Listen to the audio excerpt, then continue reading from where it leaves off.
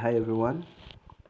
Today in our mathematics lesson we are going to continue with fractions. So we're going to look at the second part of fractions. And if you have not watched the first video before this, please go back and watch the lesson to easily understand what is going to be talked about in this one. So we're going to first of all deal with how to add and subtract fractions. So we are looking at other examples. In the first video, we looked at how to add proper and improper fractions. But here, as we can see, in this example, we are going to look at how to add mixed fractions. So what you do when you're dealing with mixed fractions, you just convert them to improper fractions as we learned. So for 5, 1 over 2, you're going to say 5 multiplied by 2, which gives you 10, plus 1, which will be 11 over 2 as we see it there. Then 2 multiplied by 4, which is 8. 8 plus 3, which will give us 11 over 4. Then the rest can be continued exactly the way we calculated the other examples. So we're going to get our lowest common denominator, which is 4. Then 2 into 4 gives us 2. 2 multiplied by 11 will be 22. We bring in the plus sign. Then 4 into 4 is 1. 1 multiplied by 11 gives us 11. Now 22 plus 11 gives us 33. Then over 4. Now take note that there is no other number that would go into 4 and 33 without leaving a remainder. Now hence this becomes our final answer. Okay, so we're also going to look at another example, but this one involves more than one fraction. So what happens if we have an example that involves more than one fraction? So we look at all the denominators and we find a common denominator, which is a number that 4, 5, and 10 can go into without leaving a remainder. In this case, our number would be 20. Okay, so if you don't want to deal with all the three fractions at once, it is also possible for you to add the first two or subtract the first two. Then whatever answer you get, you add the third one. That would be another option.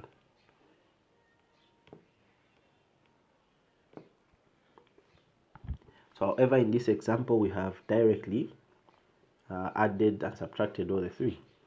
Now take note that according to the rules of BODMAS, when you have minus and plus, you just calculate exactly the way they appear. There will be nothing like I have to add before I subtract. You deal with them exactly as they are. So we say 4 into 20 gives us 5. 5 multiplied by 3 is the 15 we have. Then minus 5 into 20 is 4. Then 4 multiplied by 2 gives us 8. Then we have a plus. 10 into 20 is 2. 2 multiplied by 1 gives us 2.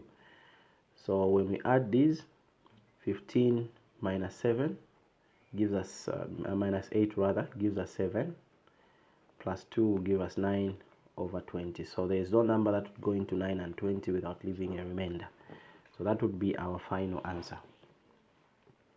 The next we look at how to multiply fractions. When we're multiplying fractions, we are going to multiply the numerators together. Then the denominators as well will be multiplied together.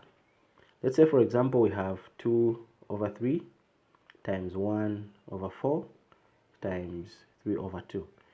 What the statement means, by multiplying the numerators together, we're going to get 2 multiplied by 1 multiplied by 3. So 2 multiplied by 1 multiplied by 3 gives us 6. The denominators as well will be multiplied together. 3 multiplied by 4 multiplied by 2. So 3 by 4 gives us 12. 12 times 2 will give us 24. So 6 over 24 is not the final answer because it's not in its lowest term. So we find the number which would go into 6 as well as 24. So 6 into 6 gives us 1, and 6 into 24 will give us 4, and this becomes our final answer, 1 over 4. So there are other techniques that we can make use of to make our work easier when we are multiplying fractions. In this case, for example, we have 3 over 5 multiplied by 10 over 9. So before we multiply, because we must take note that fractions are found in paper 1 where we are not allowed to use calculators. So we have to make sure that we do not get big numbers that would require us to do a lot of work without our calculators. So instead of multiplying 3 by 10, first of all, we can look at the numerators, which is 3 and 10, and also look at the denominators, so that we find any number that can go into any of the numerators as well as the denominators. So when you look at the numerators 3 and 10, 3 can go into 3 as well as into 9. So when you say 3 into 3 is 1, this is the one we have here, and 3 into 9 will give us 3, which we also have in the second expression. So we'll have 1 over 5, then 10 over 3. But as you look at the fraction again, we still have a 10 above and a 5 below. A 5 can go into 5 once, that's the one we have there, and the 5 can go into 10 twice. So we end up having 1 over 1 multiplied by 2 over 3. So we do this in the aim of reducing the values so that we can easily multiply and lower it to its lowest term. So now we can multiply 1 by 2 to get the 2 that we have, and 1 by 3 to get the 3 that we have. Now take note that in any case, if we were not to reduce these numbers, we would still get the same value. So if we were to just directly multiply 3 by 10, which would give us 30, and we multiply 5 by 9, which would give us 45, the final answer would still be the same, except that in this case we'll have to start reducing it to its lowest term. So we can say 15 into 30 would go twice, and 15 into 45 would go 3 times. So you see that the final answer would still remain exactly the same. We move on to division. When we are dividing, for example, fraction a over b, and we are dividing it by, we want to divide a over b by c over d. So we have a over b divided by c over d. So the first thing that we're going to do is to change the multiplication, the division sign rather, into multiplication.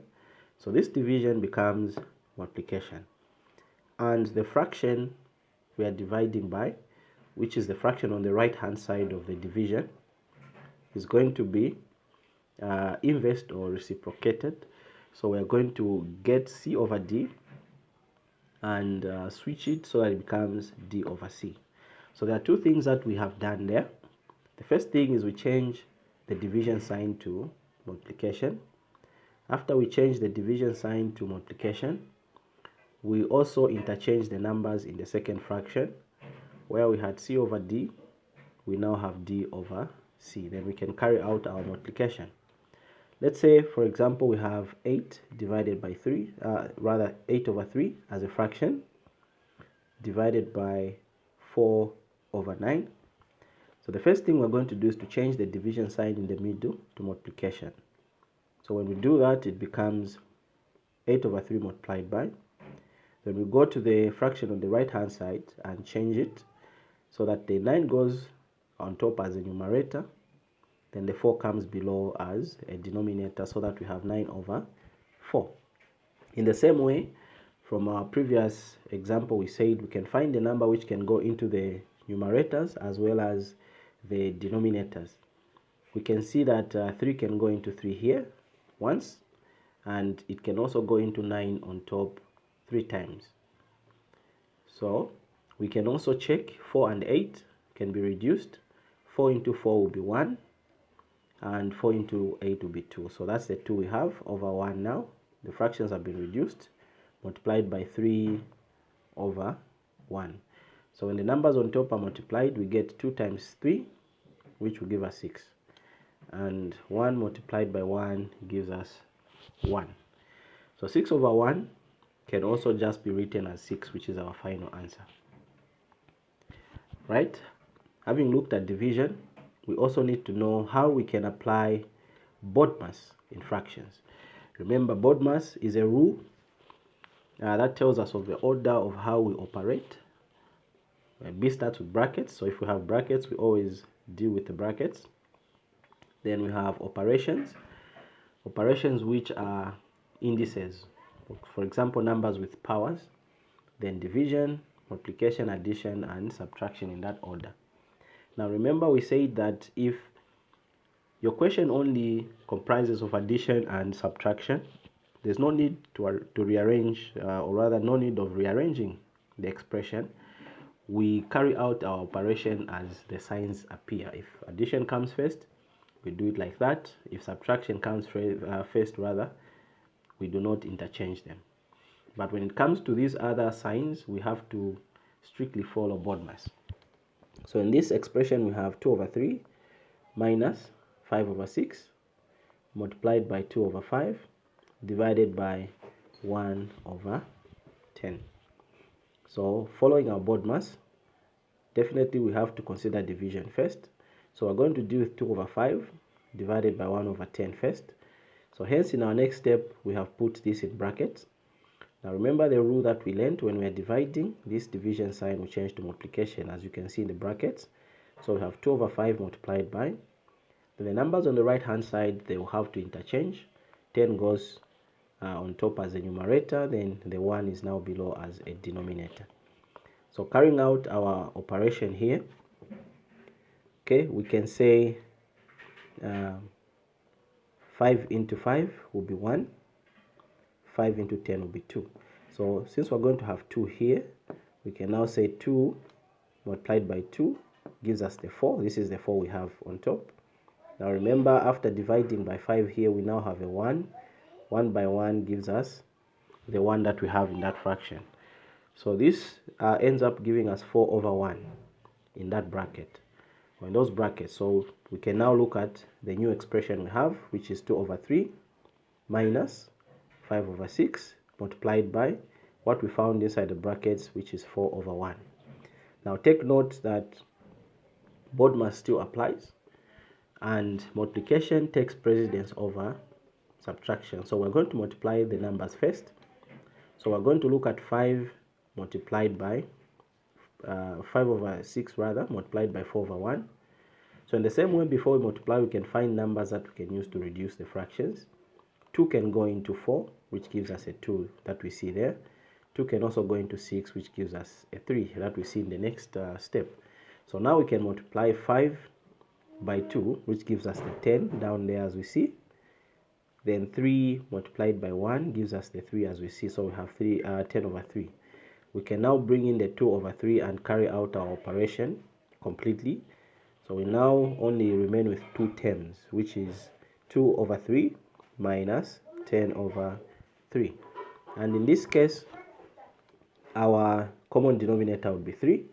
So we say 3 into 3 is 1. Then 1 multiplied by 2 gives us the 2 we have on top. Then minus 3 into 3 is 1 again. Then the 1 multiplied by 10 gives us 10. So we end up having 2 minus 10, which is a big number being removed from a small number. In this case, we are going to have a negative. So we have 2 minus 10, which gives us negative 8. So negative 8 over 3. And when we look at this, there's no other number that can go into our two values. So this becomes our final answer. So we are done with our second lesson under fractions, and take note that fractions are not yet completed. Now look out for the video which will be named part C, that comes after this one, to look at the other parts of fractions that need to be applied as we solve questions. Thank you for your time.